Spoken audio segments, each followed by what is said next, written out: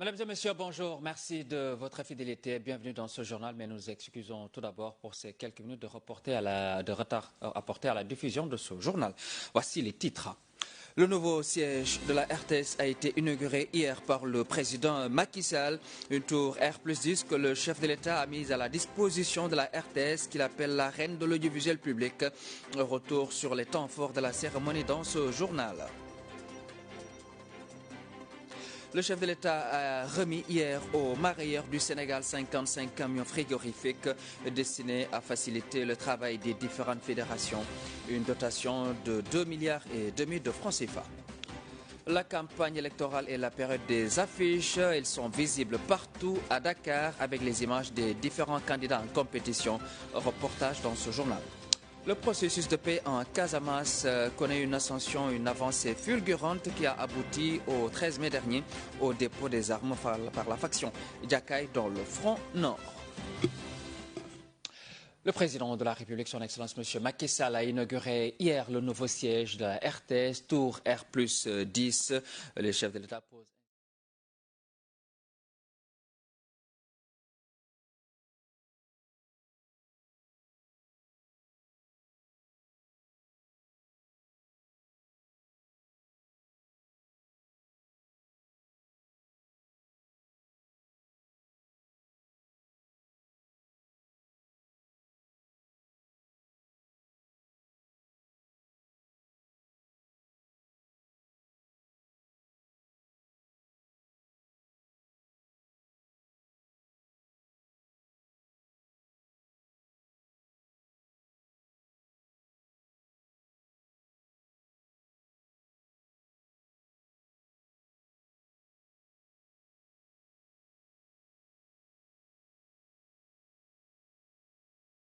Que l'on dit, mais dans ce que l'on fait. Et un vieil adage lui fait écho pour dire que c'est au pied du mur que l'on reconnaît le maçon. Monsieur le Président de la République, cette œuvre gigantesque devant vous ne doit rien au hasard.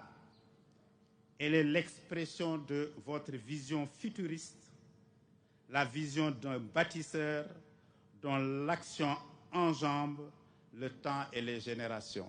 Le fast track credo.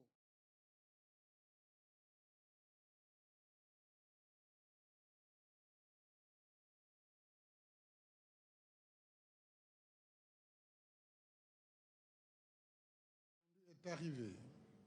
Aujourd'hui, la RTS fait peau neuve dans sa marche résolue vers le progrès dans le secteur si exigeant de l'audiovisuel, où le moindre retard se rattrape plus difficilement que partout ailleurs. Une infrastructure futuriste qui marque l'entrée de la RTS dans l'ère postmoderne où les technologies de pointe et les meilleures pratiques en matière de diffusion audiovisuelle seront mises en œuvre.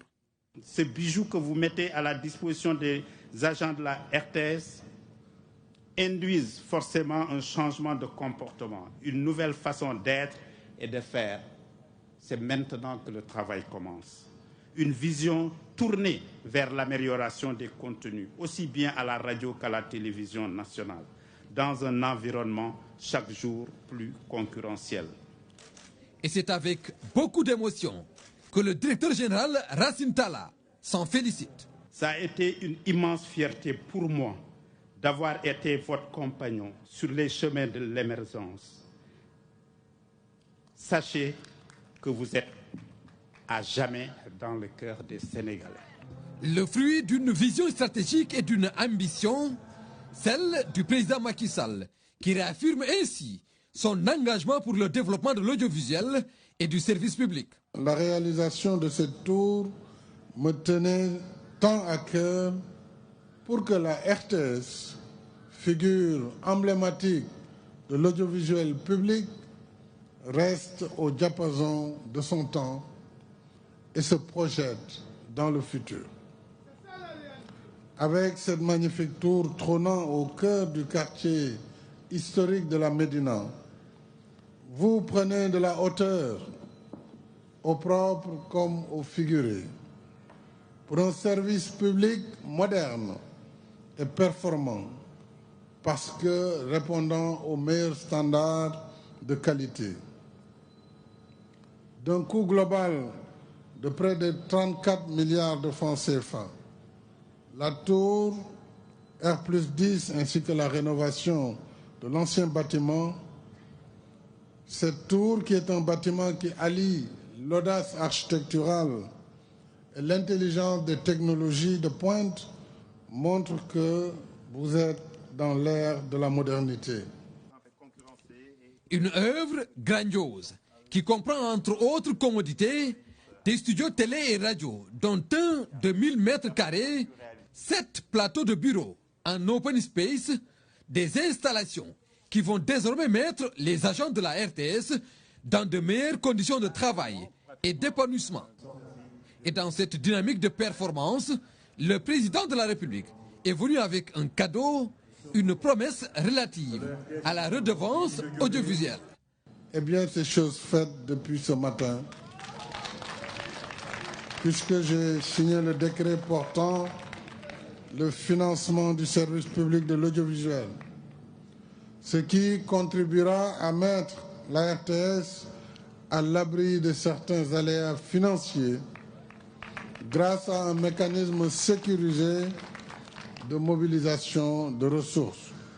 Et cette nouvelle décision s'inscrit dans la continuité du soutien que l'État apporte à la RTS depuis toujours, mais surtout depuis 2012, où nous avons pris un élan nouveau.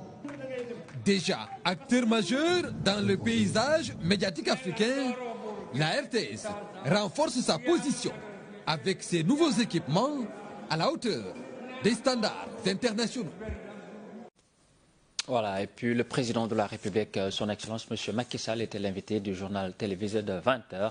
Nous écoutons le chef de l'État qui s'est entretenu avec Mariama dans le nouveau studio de la RTS.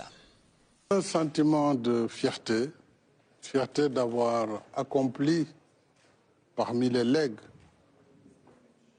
accompli un vœu qui était de faire de la RTS une télévision moderne, à la pointe de la technologie, dans un cadre de travail rénové qui respecte les normes en matière d'audiovisuel. Et je suis très heureux également de constater que les orientations que j'avais indiquées ont été respectées à la lettre. D'abord, un travail de qualité dans la célérité. Oui. J'ai posé la première pierre le 7 juin 2022. Nous sommes aujourd'hui le 20 mars 2024. Nous procédons à l'inauguration de ce joyau. Et la RTS, qui est la doyenne, va montrer également ce qui fait la différence, sa qualité par les hommes et les femmes qui incarnent cette maison depuis sa création, le management innovant. Et c'est l'occasion de féliciter le directeur général Racine Talla, de féliciter l'ensemble des directeurs, des chefs de rédaction, des journalistes, techniciens et personnel d'accompagnement, personnel de soutien. Eh bien, ça, c'est l'héritage qu'on vous donne. Ça fait partie également de mon legs pour les générations futures. Cette télévision nationale, je crois, le Sénégal méritait cela. Et en tout cas, je suis très heureux de pouvoir participer avec vous dans ce grand jour. Alors, c'est un grand jour que vous nous honorez aujourd'hui en inaugurant officiellement ce nouveau siège de la RTS. Quels sont les objectifs que vous visiez en portant sur les fonds baptismaux ce projet? Les objectifs, c'est comme vous le voyez partout au Sénégal, c'est l'objectif d'émergence. L'émergence, c'est un état d'esprit, mais c'est également une marche résolue vers le progrès. Cela suppose que tout ce qui n'est plus en norme ou qui est déphasé doit être remis aux normes. Donc il fallait que cette maison de la RTS, qu'on appelait le Triangle Sud, qui commençait à prendre des rides, soit vraiment reconstruite. Et dans les normes que vous voyez, l'ambition a été de mettre une tour pour rassembler l'ensemble des services de la RTS, radio comme télévision, mais aussi l'ensemble de vos productions dans un même espace. Nous l'avons fait pour les ministères, avec les sphères ministérielles, c'est de rassembler les ministères avec leur direction dans un même espace. Nous avons aussi vu que c'est de l'open space. Ça, c'est véritablement les nouvelles méthodes de travail. Et donc, on voit que la RTS, aujourd'hui, quand vous venez ici, vous n'avez rien à envier à aucune autre télévision au monde. Oui. Et c'est ça, l'ambition d'émergence. C'est de faire en sorte que ce qui se fait de meilleur ailleurs, qu'on puisse l'adapter chez nous et qu'on ait aussi les comportements pour pouvoir mériter ces infrastructures et surtout les entretenir et pouvoir évoluer également en fonction des évolutions futures, des évolutions technologiques futures. Au-delà de la RTS, c'est le service public de l'audiovisuel en général que vous aidez. Qu'est-ce qui vous a poussé à afficher une telle aide aux médias au Sénégal en général? Le Sénégal étant une démocratie, on ne peut pas parler d'une démocratie sans une presse capable de porter le projet de société. Et nous savons que le secteur de la presse est un secteur déficitaire en général. Il y a plus de charges que de produits. Alors l'audiovisuel public, qui a en plus des obligations de service public, des contraintes, doit être soutenu par l'État. Souvent, les gens ils font l'erreur de comparer la RTS aux télévisions privées. C'est d'abord une société publique. Donc l'État a l'obligation de lui assurer la viabilité et la pérennité de son action. Aujourd'hui, tout à l'heure, je le dirais, j'ai eu le plaisir d'adopter en Conseil des ministres le projet de décret qui était en gestation depuis l'adoption du Code de la presse pour vous trouver des moyens supplémentaires, puisque dans un tel environnement, il faut que la RTS puisse assurer la propreté des lieux, Ça, c'est une bonne nouvelle. la sécurité, et il faut également qu'elle continue à prospérer avec un matériel de dernière génération, notamment des caméras 4K, vraiment une technologie du futur. Très bien. Et pour cela, bien sûr, il faut faire les moyens qu'il faut, mais en retour, tout ce qu'on attend du personnel, c'est une production de qualité et c'est également d'être conscient que c'est une télévision d'État. Oui, très bien. Donc, il y a comme première vocation l'information. L'information du public. Je sais que vous êtes en opposition avec des télés privées qui, elles, n'ont pas les mêmes contraintes. Et c'est pourquoi l'État doit trouver les moyens de financer l'audiovisuel public afin de maintenir la ligne d'information de masse, la ligne également qui consiste à informer vrai, quelles que soient les situations. Merci pour votre soutien à la RTS. Avant de nous quitter, nous allons parler d'une personne que vous connaissez sans doute mieux que nous, le directeur général de la RTS, Racine Talla. Quel bilan faites-vous de son action à la tête de la RTS depuis que vous l'avez nommé? Ce bilan se résume en un mot, c'est sa longévité. Ça a dit long. S'il n'avait pas bien travaillé, je ne l'aurais pas laissé 2 ans ou 3 ans à la tête de la RTS. Donc ça, c'est le premier paramètre d'appréciation du travail qualitatif qu'il a conduit. C'est un professionnel. Il a l'avantage d'avoir fait le privé et d'avoir aussi fait le public. Et depuis pratiquement 12 ans, il est à la tête de la RTS. Il a eu la chance d'avoir peut-être un président qui est assez stable. Et la durée permet de réaliser des projets. Entre autres, il est venu souvent me voir pour demander des moyens, demander des choses comme le financement sur l'audiovisuel. Ce projet de tour qui a été fait avec la collaboration d'entreprises sénégalaises, que ce soit l'architecture, la construction elle-même, de la CSE, le cabinet d'architecture de Mme Maza, ainsi que la CSE qui a fait ce travail remarquable, qui mérite d'être soutenu, et toutes les autres entreprises sénégalaises et extérieures dans le cadre de l'intégration du matériel. Je crois que c'est un travail remarquable qui est à l'honneur du Sénégal et j'en suis très fier. C'est pourquoi j'ai tenu à le faire avant de partir. Et voilà, pour moi aussi, c'est un jour important. Un dernier mot à l'endroit du personnel de la RTS, quand on sait que vous allez bientôt quitter le Sénégal. Oui, le personnel, je voudrais d'abord le féliciter, l'encourager. Voilà, c'était le président de la République, son Excellence, Monsieur Macky Sall. Voilà. Nous restons avec le président de la République qui a remis hier 55 camions frigorifiques aux différentes fédérations mareyeurs du Sénégal, une dotation de près de 2 milliards de francs CFA et demi qui va permettre aux mareyeurs de mener à bien leurs activités et leurs ressources halieutiques. Aboubakry Kane, compte rendu. À travers cette nouvelle dotation, le Sénégal renforce son parc de camions frigorifiques. Un projet destiné aux populations côtières, surtout celles de l'intérieur, pour un approvisionnement en quantité et en qualité de produits halieutiques. Le président Macky Sall remet symboliquement les clés aux ayants droit. Une acquisition de 55 camions frigorifiques pour un coût de 2,5 milliards de francs CFA. La cession de ces camions répond à un souci d'accompagner les mareyeurs sénégalais avec un plan d'amortissement sur 4 ans et un apport de 5% de la valeur du camion. Il s'agit de 20 camions frigorifiques de 3,5 tonnes, 30 de 5 tonnes et 5 autres de 11,5 tonnes. À travers l'Association nationale des mareyeurs du Sénégal ANAMS, la Fédération des femmes mareyeuses et la Fédération nationale des femmes transformatrices du Sénégal, les différents acteurs du secteur de la pêche et de l'économie maritime ont tous salué les efforts consentis par le président Macky Sall à leur égard. Un élan unitaire pour manifester leur satisfaction et formuler des prières à l'endroit du chef de l'État qui a toujours été à leur écoute. Voilà, c'était les activités du président de la République, son Excellence, M. Macky Sall. Nous abordons à présent les Jeux africains d'Accra au Ghana. Le Sénégal qui a décroché hier une 3e médaille d'or avec Louis-François Mendy. Il a remporté haut la main la finale du 110 mètres et avec un chrono de 13 secondes 61 cinquième. Une performance à la hauteur de son statut. Et là, j'ai tiré un drame envoyé spécial. La tête d'affiche de l'athlétisme sénégalais, toujours égal à lui-même. Louis-François Mendy a répondu aux attentes et hisse le drapeau national au sommet.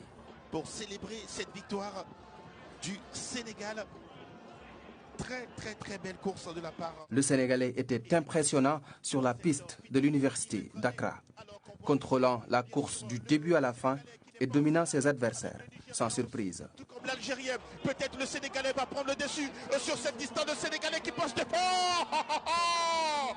Louis-François Mendy du Sénégal, qui, oui, regardez la célébration modeste et très sobre de la part du Sénégalais. Le 110 mètres haie est une course d'obstacles difficile.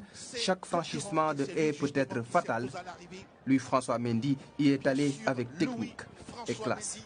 Du Sénégal qui récupère la médaille de bronze pour sa nation.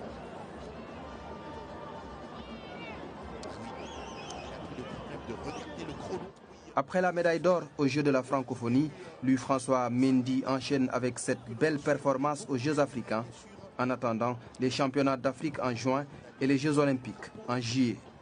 A noter aussi que Salissar a remporté la médaille de bronze au triple saut.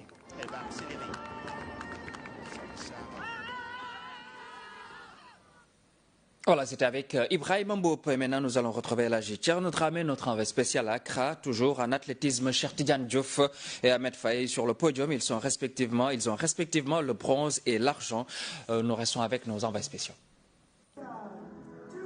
Après les arts martiaux, c'est désormais l'athlétisme qui permet à la délégation sénégalaise de continuer à amasser les médailles. Après l'or, hier décroché par Louis-François Mendy et le bronze pour Salissar au triple saut.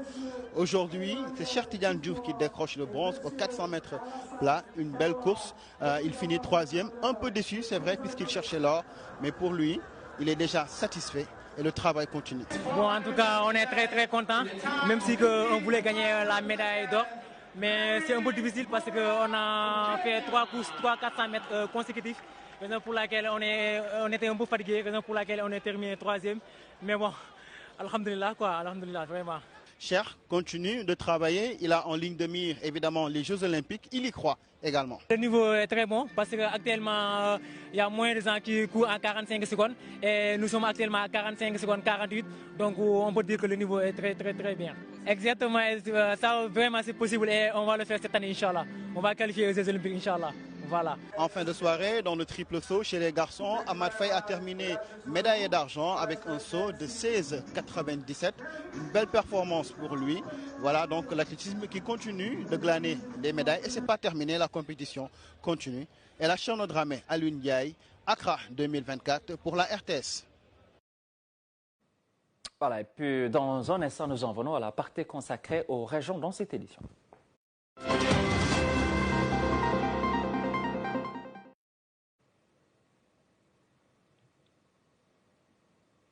Voilà, nous faisons le point sur l'élection présidentielle à 72 heures donc du vote pour des élections libres et transparentes. Les préparatifs vont bon train à Ziguinchor. La préfecture a initié un atelier de mise à niveau pour former les présidents du bureau de vote, les assesseurs, mais également les secrétaires. Quant à la CEDA, la commission électorale départementale autonome, elle se dit prête. Michel Mendy à Ziguinchor. À quelques jours de l'élection présidentielle de 2024, l'heure est au dernier réglage à la CEDA de Ziguinchor. Ici, tout est fin prêt pour une bonne organisation du scrutin. Tout est fin prêt pour ça parce que c'est le matériel qu'on attendait depuis ces jours-ci. Mais hier, on a eu à réceptionner ça. Ils sont arrivés à 21h soir et nous les avons reçus ce matin, hier matin, et tout est au complet. Quant au personnel, ils seront près de 400 répartis dans les différents lieux de vote le jour du scrutin. Au niveau de Ziguinchor, département, nous avons 364 bonhommes à recruter. Superviseurs, contrôleurs et volants confondus.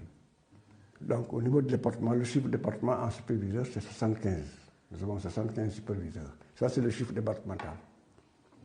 Et 278 contrôleurs, le chiffre départemental. Et 11 volants. Les volants, c'est les gens que nous prenons qui sont là avec nous. Au cas où il y a un manquement quelque part, on les envoie. À ce nombre va s'ajouter le groupe de secrétaires, assesseurs et présidents de bureau. Ces derniers sont en cours de formation pour être à la hauteur du travail qui les attend. La formation d'aujourd'hui était destinée à outiller les membres des bureaux de vote. Et on entend par membres les présidents, les assesseurs et les secrétaires qui doivent siéger au sein des bureaux de vote. C'est pour les outiller, pour les aider à mieux satisfaire le travail qui est attendu d'eux, c'est-à-dire la gestion du processus électoral en sa phase finale. Donc, de l'ouverture du bureau de vote jusqu'à la clôture et jusqu'à la proclamation des résultats. Donc, la conduite à tenir par rapport à ces différentes étapes du processus électoral. L'élection de cette année va se dérouler avec quelques particularités. Les militaires, paramilitaires et civils vont voter le même jour. Pour faciliter les opérations, de nouvelles dispositions sont prises. Tout militaire, n'est-ce pas, qui souhaiterait voter dans un bureau de vote en service, n'est-ce pas, sur ce territoire, devrait au moins se présenter sa carte professionnelle et porter sa tenue. Un handicapé, n'est-ce pas, qui vote dans un lieu de vote, par exemple dans un centre, et qui ne parvient pas au moins à accéder à ce bureau de vote, la législation, au moins c'est le code électoral, lui permet de voter dans les bureaux de vote le plus proche. Autre particularité, les procès verbaux seront remis assortis d'une décharge aux autorités compétentes. Cette remise du procès verbal se faisait par le biais des agents assermentés à qui on remettait les procès verbaux sans éléments de preuve. Maintenant, il y a une innovation qui consiste à une décharge qui sera faite par le président du bureau pour prouver qu'effectivement, il a remis l'enveloppe destinée au président de la commission départementale de recensement des votes, cette enveloppe même qui contient le procès verbal de l'élection. Donc ça, c'est une grande innovation qui a été notée et qui est à magnifier de notre côté. Au niveau régional, plus de 308 000 électeurs sont attendus aux urnes ce 24 mars 2024 pour élire le nouveau président de la République du Sénégal. Et puis la campagne électorale, c'est la période des affiches. Elles sont visibles partout à Dakar avec les images des différents candidats en compétition pour cette présidentielle. Reportage de Ahmadou Diallo. Nous nous sommes promenés dans les rues de Dakar et à chaque fois, elles attirent notre regard. Les affiches des candidats se voient presque partout. Elles sont positionnées à des endroits stratégiques afin de bénéficier d'une bonne visibilité. Mais à quoi servent ces affiches? Quel message véhiculent-elles? Pour en savoir plus, nous nous sommes rendus au CESTI pour rencontrer un spécialiste en la matière. L'affiche électorale constitue un condensé, du programme politique du candidat. Et également, on a l'habitude de dire que quand on parle d'une affiche électorale, c'est un ensemble de signes scriptovisuels inscrits sur une surface plane, notamment le papier. Et de ce point de vue-là, ce qui est recherché fondamentalement par les hommes politiques, c'est essentiellement non seulement ce qu'on appelle la règle des 3 faire, c'est d'abord se faire connaître, faire aimer et faire agir. Dans le faire connaître, donc là, c'est essentiellement l'identité. Donc un candidat, il se présente à l'élection, c'est pour vous dire au peuple sénégalais que je suis candidat à l'élection présidentielle. Ça, c'est ce qu'on appelle le faire connaître, c'est ce qu'on appelle la visée cognitive. Ensuite, on a donc là, un faire aimer, la dimension affective. Donc, là, parce que l'image également permet plus ou moins de susciter une adhésion par rapport donc, là, à l'homme politique. Ce n'est pas pour rien qu'ils vont bien soigner, donc, là, le contenu donc, de l'affiche. Ça, c'est la visée essentiellement donc, là, affective.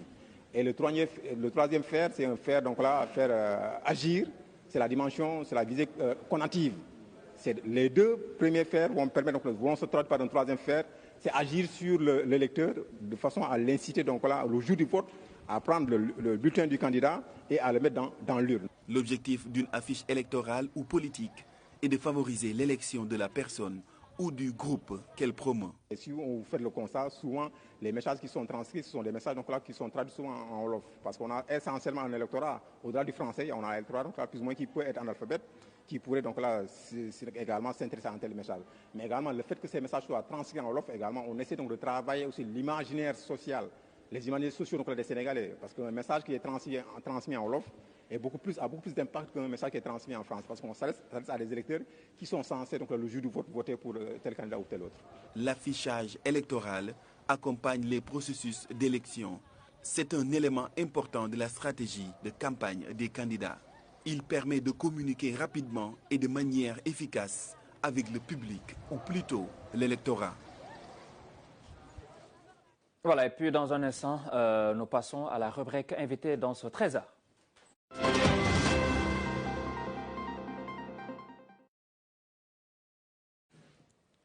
Voilà, et l'invité de cette édition du Trésor, c'est le président de la Sénat, la Commission électorale nationale autonome, M. Abdoulaye Sylla.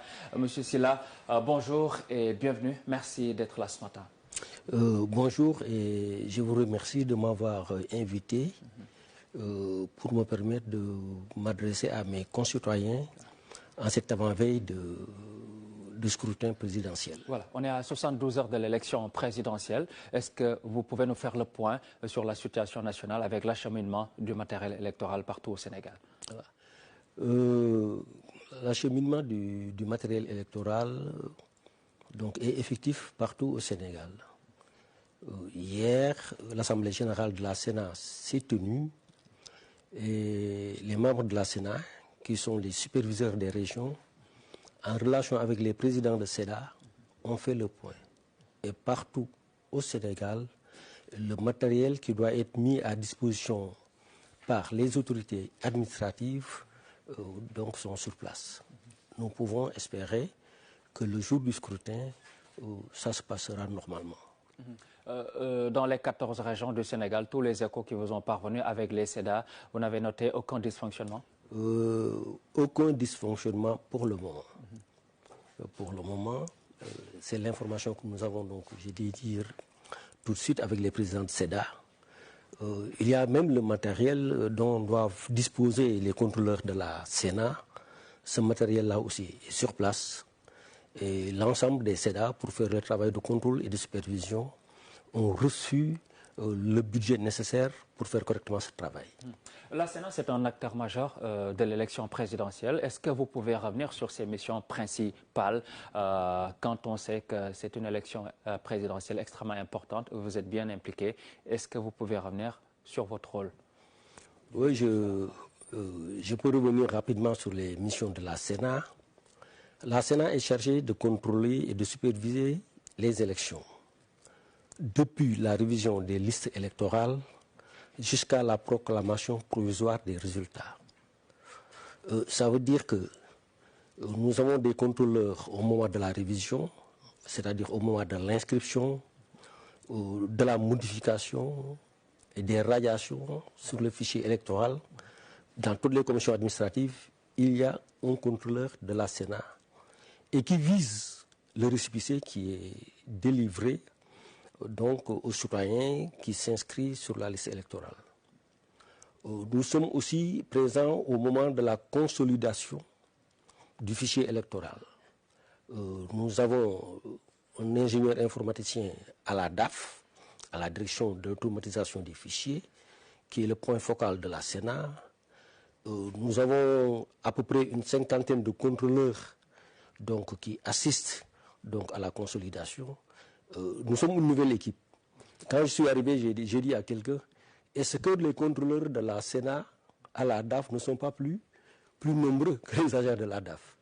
Donc il a fallu qu'on me dise que oui, c'est que ça tourne à feu continu et c'est des équipes qui se relaient. Et donc nous sommes très présents à la DAF donc, pour contrôler la consolidation du fichier général des électeurs.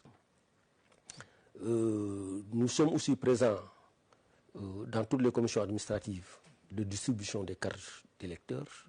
Nous veillons à ce que les électeurs inscrits, munis de son récépissé, reçoivent bien sa carte d'électeur. Donc, le Conseil constitutionnel aussi, nous faisons partie de la commission chargée de vérifier les parrainages. Voilà. Bon, nous sommes un peu moins responsables en ce qui concerne la phase de la campagne électorale, parce qu'il y a une autorité administrative indépendante, le CNRA, donc le Conseil national de régulation de l'audiovisuel, qui s'en occupe. Et s'il y a un dysfonctionnement à ce niveau, le candidat ou la Sénat qui constate un traitement inégal entre les candidats saisit la cour d'appel. Maintenant, dans les bureaux de vote, dans chaque bureau de vote au Sénégal, il y a un contrôleur de la Sénat. Nous avons à peu près, au Sénégal 15 633 bureaux de vote. Il y aura un contrôleur de la Sénat dans chaque bureau de vote. Il y aura un superviseur de la Sénat dans tous les lieux de vote, ce qu'on appelle communément les centres de vote.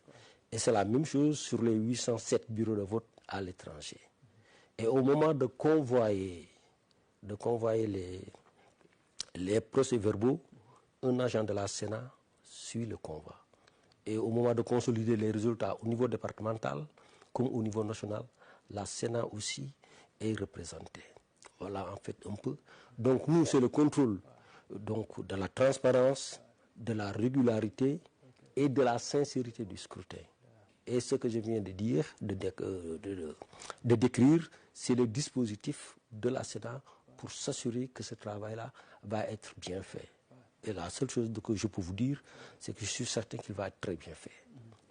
Certainement, vous l'avez dit tout à l'heure, vous êtes une nouvelle équipe, vous avez été nommé par le président Macky Sall qui vous a fait confiance. Comment vous appréhendez ces nouvelles charges qui vous sont confiées? Disons que statutairement, je suis un inspecteur général d'État de classe exceptionnelle. La vérification, c'est mon métier. Le contrôle, sur pièce et sur place, c'est mon métier. Donc je ne suis pas dépaysé. Je mesure maintenant l'enjeu. Cette élection, elle est particulière. Elle est suivie à travers le monde. J'ai trouvé sur place un dispositif robuste. Le dispositif que je viens de décrire n'est pas un dispositif que nous venons, nous, nouvelle équipe, de mettre en place. C'est le dispositif que nous avons trouvé sur place. Mais il est robuste. Et il est animé par des personnes qui ont l'expérience de la matière électorale. Voilà. Donc, il s'agit de manager des hommes, de manager le dispositif pour que le résultat soit probant à l'arrivée. Et je ne doute pas un seul instant que le résultat sera probant. La seule chose que je veux peut-être ajouter, il faut que les Sénégalais aient confiance. Ce scrutin-là, il sera sincère. Ça veut dire quoi? L'expression majoritaire des citoyens sera conforme au résultat proclamé. Et le lendemain, tous les Sénégalais, tranquillement, iront travailler. Comme on dit l'habitude. Tranquillement, comme on dit d'habitude. Ça, je vous le garantis. D'accord. Merci beaucoup d'avoir été là ce matin.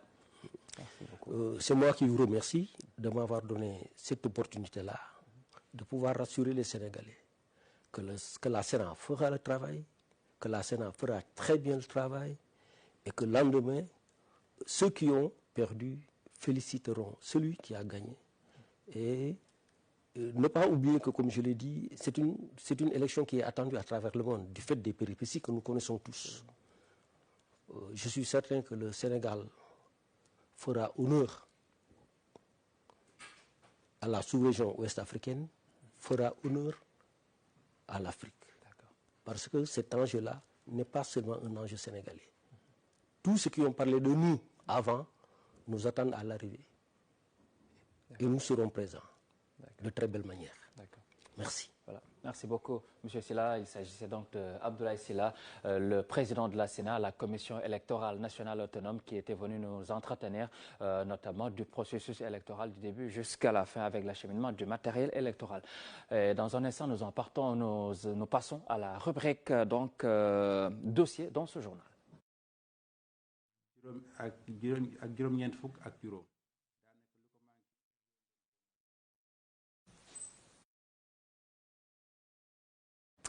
Voilà, dans la partie dossier de cette édition, je vous le disais donc en titre, avec le processus de paix en Casamance qui a connu une avancée majeure. Cela a abouti au dépôt des armes par la faction Diakaye dans le front nord, un processus bien encadré au grand bonheur des populations de toute la Casamance. Abdoulaye Sinkare.